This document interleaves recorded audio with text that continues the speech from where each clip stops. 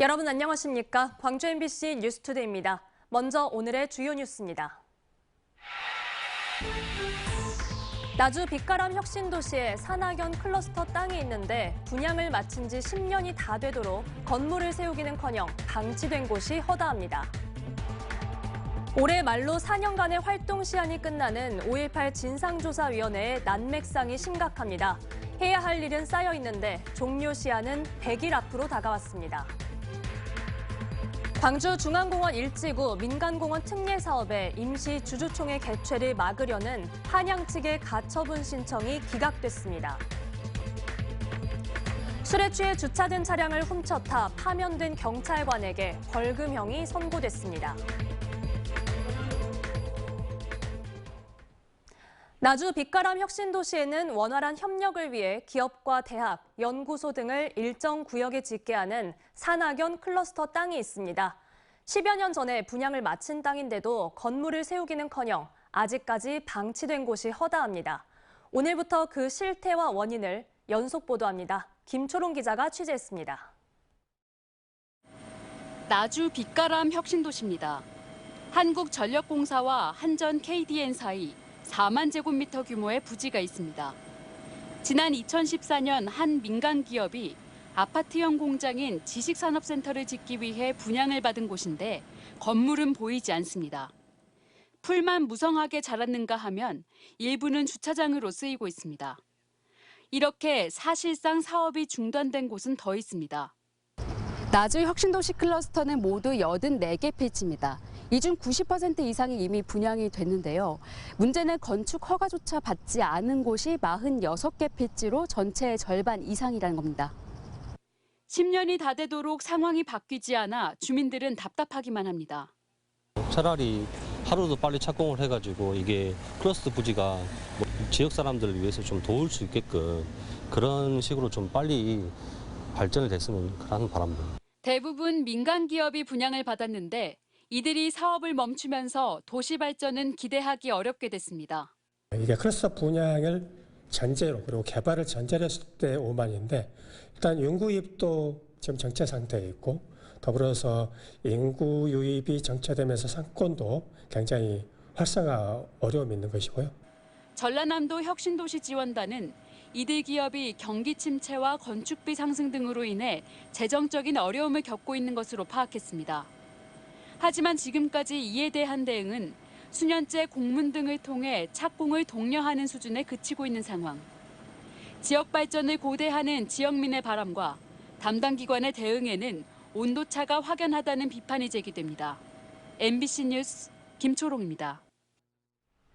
오늘부터는 또다시 가을비가 내리겠습니다. 출근길 우산 챙기시는 게 좋겠습니다.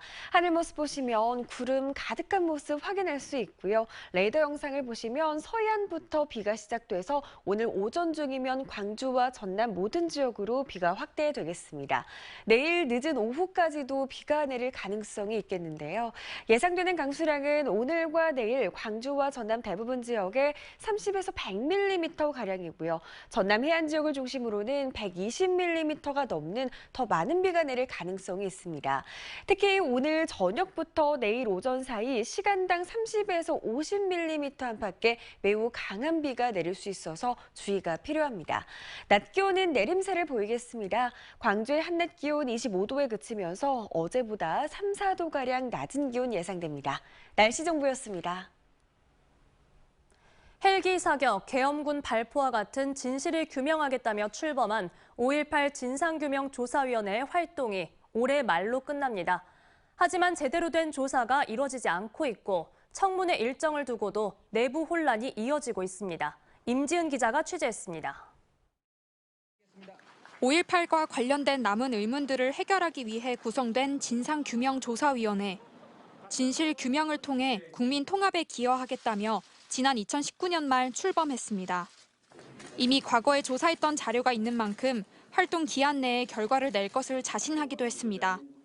이제까지 선행조사에서 밝혔거나 밝히지 못한 미해결 과제에 대한 쟁점 분류가 거의 끝나 있다. 이렇게 보시면 됩니다. 하지만 4년의 시간이 흐른 지금 그 장담이 지켜지지 못할 가능성이 큽니다. 위원회 활동 마감 시한인 12월 26일, 이제 100일 정도 남은 상황인데 처리해야 할 일들이 산더미같이 쌓여 있습니다. 조사위가 맡은 사건 중에는 최초 발포 경위, 헬기 사격 등 국민적 관심사인 직권 사건은 21건이지만 조사위 전원위원회의 진상규명 결정을 통과한 것은 단 한 건도 없는 것으로 알려졌습니다. 유족 등 피해자들이 직접 조사를 요청한 사건은 132건인데 이 중 20여 건은 활동 종료가 임박한 최근에서야 조사가 시작돼 기한 안에 결론을 낼지 걱정스럽습니다. 법적으로 명시된 이의 신청 기간을 고려해 활동 종료일을 기준으로 90일 전에는 사건을 마무리해야 해 시간이 절대적으로 부족하지만 조사위 관계자는 추석 전까지는 132건의 신청 사건을 모두 끝낼 것이라고 취재진에게 말했습니다. 진상조사위원회가 5.18의 책임자들을 불러 청문회를 열겠다는 일정을 두고도 혼란이 계속되고 있습니다. 조사위 관계자가 기자들에게 10월에 청문회를 열겠다고 말을 해서 보도가 돼 논란이 일자 조사위가 사실이 아니라며 별도의 보도자료를 내는 해프닝이 있었습니다. 종료 시간은 다가오는데 혼란이 계속되자 광주시의회 5.18 특위는 진상조사위원회를 만나 이런 우려를 전하기도 했습니다.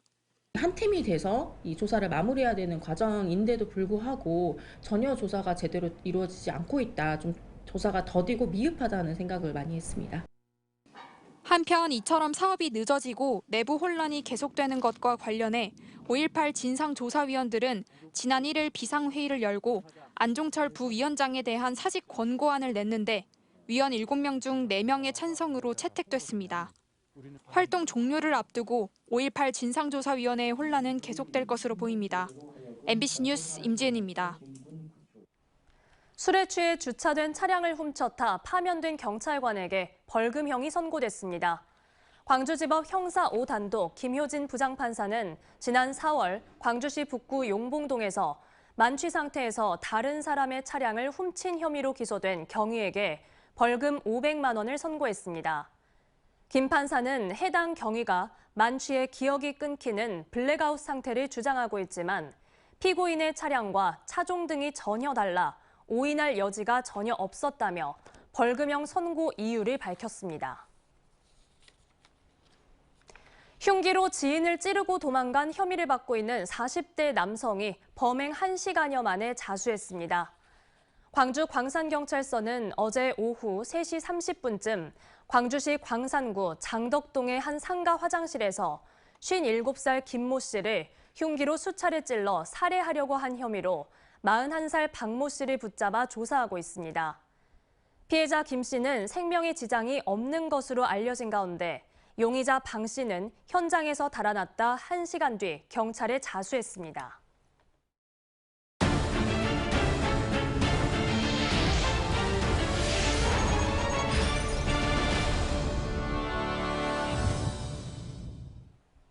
전남교육청이 최근 5년간의 교육 정보를 토대로 추적 관찰하는 첫 종단 연구 결과물을 발표했습니다. 학령 인구 감소로 해마다 늘고 있는 작은 학교를 유지하는 정책이 의미가 있다는 연구 결과도 나왔습니다. 신광아 기자가 보도합니다. 전남 지역 학생 수는 지난 2007년 31만 2,600명에서 지난해 20만 명으로 줄었습니다. 15년 만에 11만 2,300명이 감소한 겁니다. 올해 초등학교 33곳이 신입생이 1명도 없었고 지난해 4월 기준 60명 이하 초중고교도 386곳에 달합니다. 전교생 30명 이하 학교, 작은 학교가 증가하면서 전남교육청은 통폐합 대상 학교를 10명 이하로 하향 조정하기도 했습니다. 해마다 증가하는 작은 학교, 문제는 교육력과 학력 수준인데 최근 이 문제에 대한 연구 결과가 나왔습니다. 지난 2018년부터 22년까지 5년간 초중학교 학생 2,200명을 추적조사, 즉 종단조사한 결과 작은 학교 재학생의 학력 수준은 다른 학교와 큰 차이가 없다는 결과입니다. 작은 학교의 경우 교사와 학생의 관계성, 즉 사회자본이 형성되면서 긍정적인 요인으로 작용하는 것으로 나타났습니다. 작은 학교 살리기를 할 때 교사와 학생 간의 어떤 끈끈한 관계를 그 높은 교육력으로 어떻게 이제 발전시킬 수 있을 것인가 이런 부분에 전남교육청이 올해 첫 조사한 교육종단 연구 성과를 학술대회를 통해 발표했습니다. 교육 현장의 각종 통계 자료는 한 시점에 조사돼 그 결과를 일반화할 수 없었는데 종단 연구가 진행되면서 중장기 교육 정책의 효과를 입증하는 과학적 근거가 마련되는 겁니다.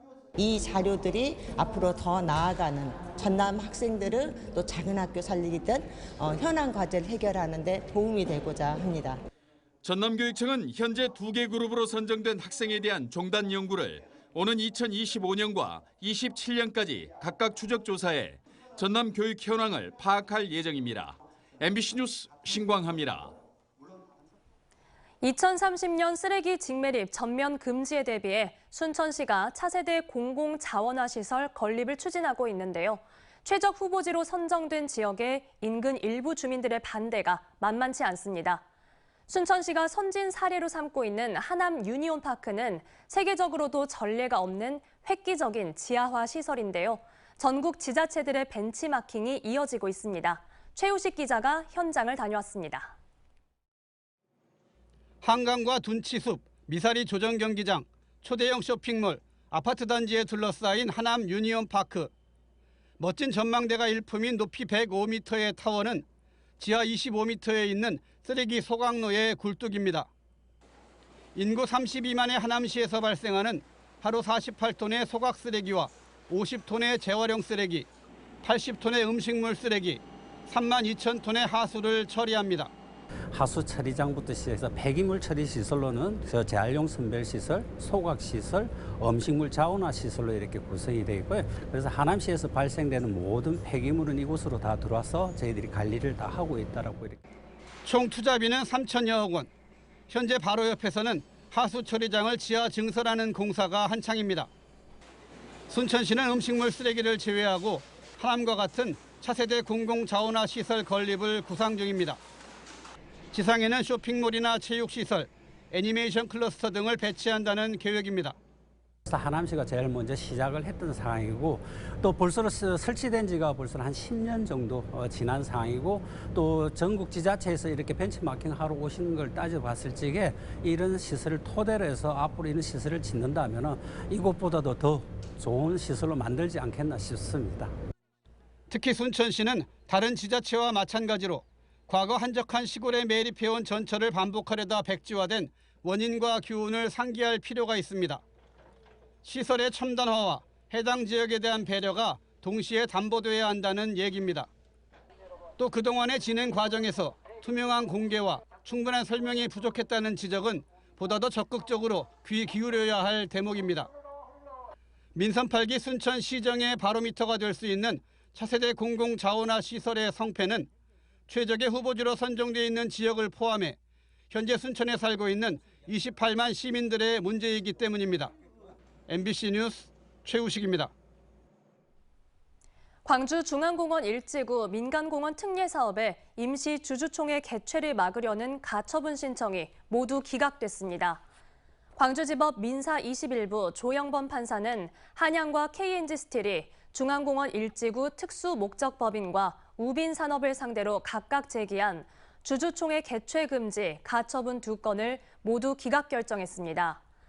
재판부는 주총 결의 사안을 이사회에 위임하면 표결 참여권과 의결권이 침해된다는 한양의 주장을 인정하지 않았습니다.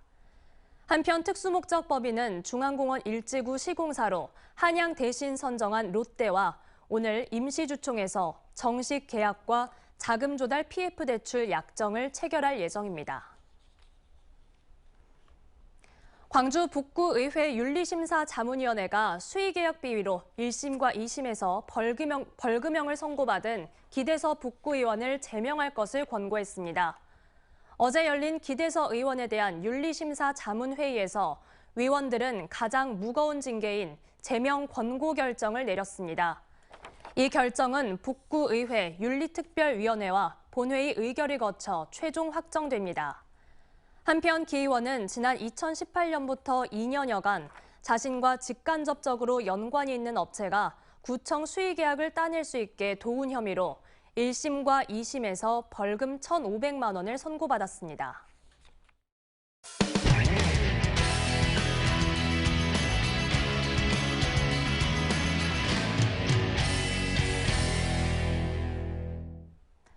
제주시 도심 지역의 수소 트램 도입이 본격적으로 추진됩니다. 제주의 교통과 생활 환경을 한꺼번에 바꾸게 될 트램이 실제로 어떤 길을 달리게 되는지 제주도가 선정한 트램 노선을 따라 직접 가봤습니다. 제주문화방송 조인호 기자입니다. 제주시 노영동에서 평화로로 가는 길목의 월산 정수장 부근. 이곳에 트램 차량 기지와 함께 렌터카와 버스로 갈아타는 대중교통 환승센터가 들어서게 됩니다. 트램은 이곳을 출발해 노영로를 따라 신제주 도심을 향해 달리게 됩니다. 노영 오거리 직전에서 동쪽으로 방향을 튼 트램은 연북로를 따라 연동 신시가지를 달리게 됩니다. 아파트와 상가가 밀집해 상주 인구가 많은 지역입니다.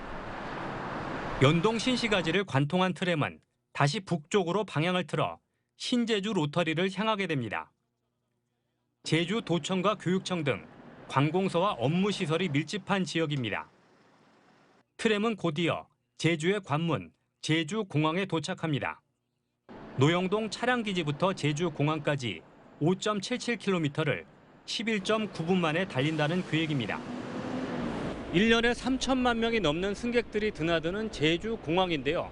바로 이곳이 제주시의 신도심과 원도심을 연결하는 트램 노선의 중심지 역할을 하게 됩니다.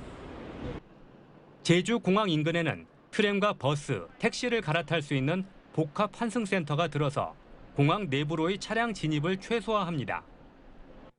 제주공항에서 원도심으로 향하는 노선도 따라가 봤습니다. 공항을 출발해 동쪽으로 달리던 트램은 용담 사거리를 지나 서문시장 앞을 통과하게 됩니다. 이곳을 지난 트램은 관동로와 중앙 사거리를 지나 동문시장 앞을 달리게 됩니다.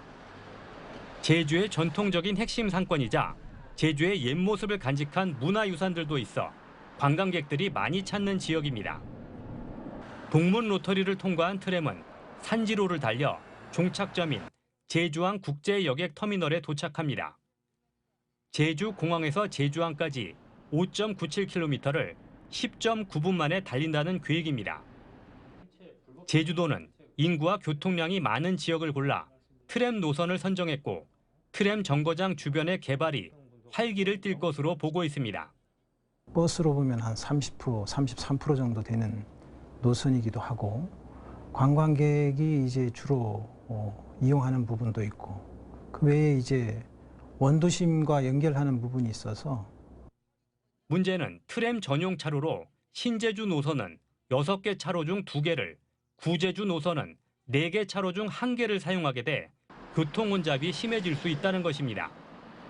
제주도는 트램 이용객이 늘면 승용차가 줄어 문제가 없다는 입장이지만 그렇지 않을 것이라는 주장도 있습니다.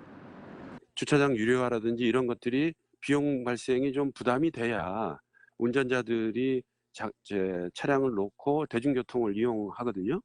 근데 그런 정책이 같이 가지 않으면 트램으로 안 오죠. 트램이 개통되면 노선이 겹치는 버스는 승객이 줄어 노선을 조정해야 합니다. 버스 업체들이 승객이 많은 흑자 노선을 빼앗긴다며 반발하는 데다 버스 적자가 늘면 제주도가 그만큼 예산 지원을 늘려야 한다는 우려도 나오고 있습니다. MBC 뉴스 조인호입니다. 포항 앞바다에서 사람을 공격할 수 있는 청상아리가 낚시에 잡히는 특이한 광경이 카메라에 포착됐습니다. 동해안에서 올해 유난히 상어 출현이 잦은데요. 낚싯줄에 걸린 물고기를 상어가 물고 가는 일도 자주 목격된다고 합니다. 포항 MBC 장성훈 기자가 보도합니다. 포항 호미곶항에서 배로 10분, 2km 지점 앞바다에서 제철을 맞은 삼치잡이 낚시가 한창입니다. 그런데 갑자기 낚싯대가 부러질 정도로 휘청이기 시작합니다. 우와, 겁나 힘든다. 우와, 이거 다른 거 어종 같아요. 잠시 힘겨루기가 지나고 상어가 튀어 수면 위로 높이 뛰어오릅니다. 상어였어요. 시선에서 잠시 사라지나 싶더니 상어, 배 위로 뛰어올라 조타실 위로 떨어진 상어는 몸 길이 3m, 200kg이 넘는 청상아리입니다. 점프하는데도 계속 배 쪽으로 당기고 있으니까 바늘 터리를 4번 시도하면서 배까지 온 거죠. 낚시꾼들은 최근 포항 앞바다까지 상어가 자주 출몰하고 있다고 말합니다. 대삼치를 막 씹어 먹고 그러거든요. 요즘 10번 나오면 8번 그랬거든요. 대구 앞바다에서. 그러니까 저는 거의 상어를 매일 보는 상태였어요. 올해 포항과 영덕, 속초 등 동해안의 상어 출현 신고는 28건으로 이전에 비해 이례적으로 잦습니다. 해수욕장마다 상어 퇴치용 그물망까지 설치됐습니다. 따뜻한 바다에 사는 상어가 해수 온도 상승과 먹이를 따라 동해안으로 올라오고 있는 것으로 보입니다. 상어류의 먹이 자원이 되는 삼치라든지 방어의 이동이 강원도나 포항 쪽으로 형성이 됐고 이제 먹이를 따라서 상어들도 따라오는 거죠. 우리나라에서는 지난 63년 동안 상어 공격으로 6명이 숨지고 1명이 다쳤는데 모두 서해안에서 백상아리에 의한 것이었습니다. MBC 뉴스 장성훈입니다. 언제 어디서나 내 손 안의 뉴스. 광주 MBC 뉴스 유튜브 구독으로 함께하세요.